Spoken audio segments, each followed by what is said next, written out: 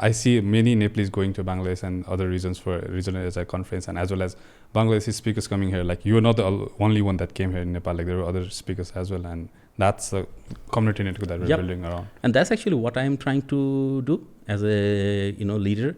They say that leader creates leaders, not followers. So what I'm trying to do is that create more speakers from Bangladesh, more coaches, trainers from Bangladesh, because I believe there is a lack of people who are kind of like want to come out and say things, or teach people or help people to grow.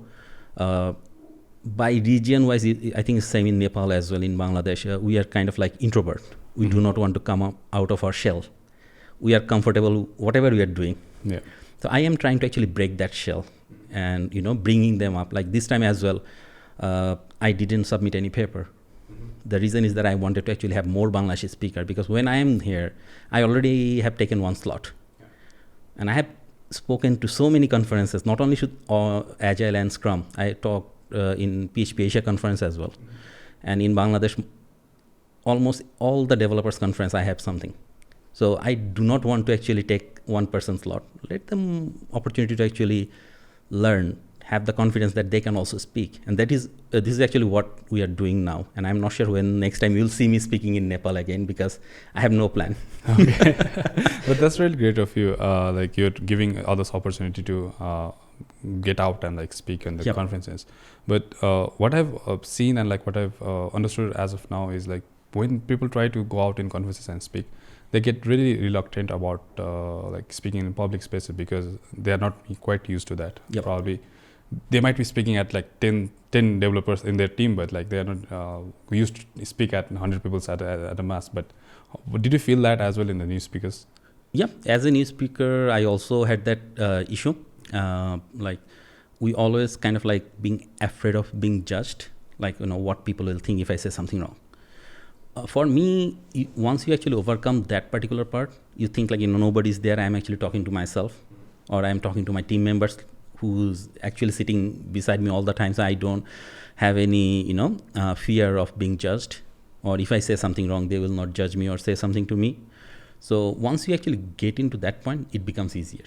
I think when I started debating in school, I used to read script. I couldn't actually look at the front of the class to other students. I used to read script, and then my teacher's like, okay, first day you read script, fine.